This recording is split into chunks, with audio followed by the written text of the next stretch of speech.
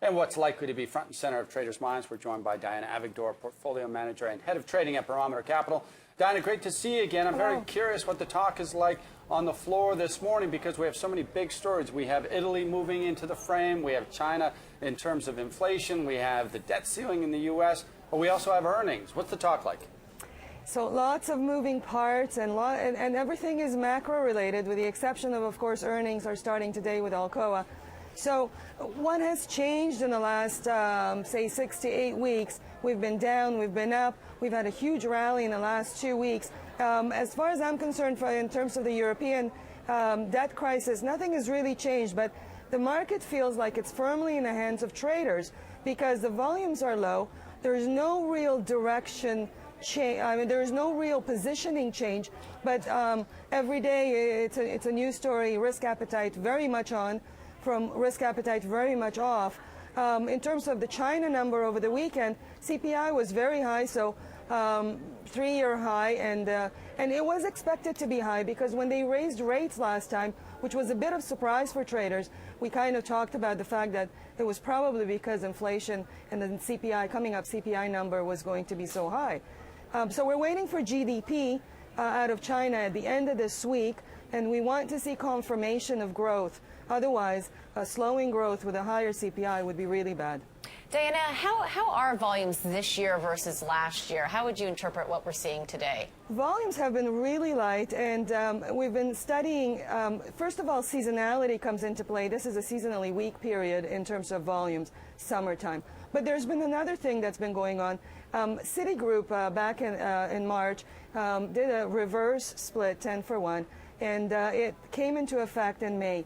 If you look at volumes since May, they've really dropped off. Citigroup was one of the largest traded stocks in the U.S., and it really kicked up volume a lot. And when that reverse split took into effect, that took a lot of volume out of the system. In addition, high-frequency traders loved to trade Citigroup and other low-priced penny spread type of stocks. So the argument is going that the high-frequency trading has dropped off because of that as well and has gravitated to other stocks and, believe it or not, other asset classes. Well, let's talk about the earnings situation right now. If we bring it around full circle, given that macro backdrop you just walked us through and lack of volume, strong earnings this week and expectations fairly high, is that going to be enough to get the market moving higher? I look at implied and realized correlations for the stocks. Usually implied and realized correlations go down when it's earnings season, making it a market of stock pickers because it's earnings time. So those correlations have gone down. If earnings are good, and if there is some kind of top-line growth, maybe not this quarter, but in the quarters coming, that's what the market wants to see. We have squeezed out all we can out of the productivity and in the form of increased margins. We now want to see top-line growth. This ties in with employment as well. Friday's non-farm payroll number was horrific, but a lot of people are looking at other sets of data, and at the earnings season, if we see a top-line growth, if you squeeze out every ounce of productivity that you could out of your existing employment base, and you have some top-line growth, then you now have reason to start hiring. So we're going to be looking at top-line growth for earnings. And Diana, just to follow up on your correlation comments, are you going to really be watching that number closely in the sense that if you see correlations move higher, how would you interpret that? What I want to see, there's two sets of data. There's implied correlation and there's existing correlation. Existing correlation is what it is now, and that number has gone 20 points lower in the last 2 weeks, meaning lower risk.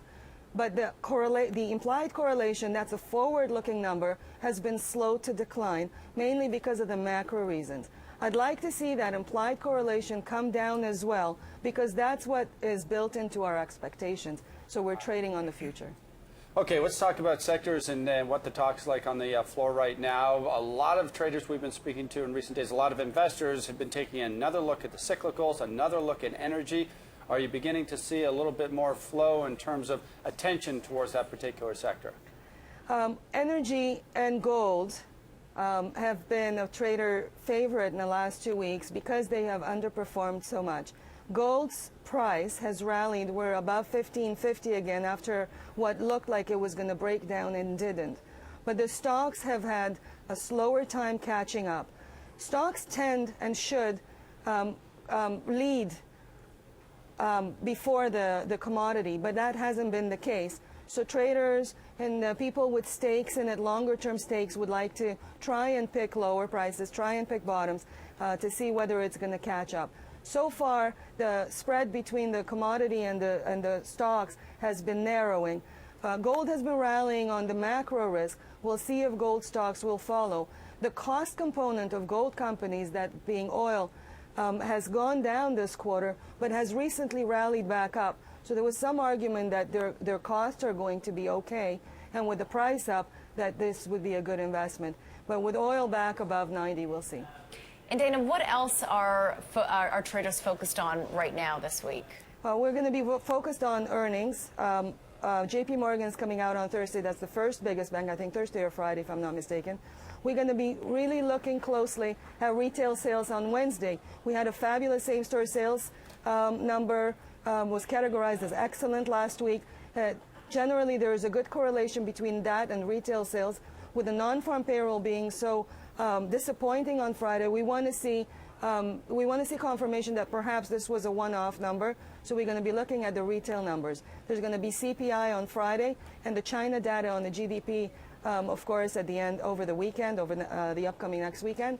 We have Bernanke speaking on Wednesday. We want to hear that. And we have, of course, Obama talking today.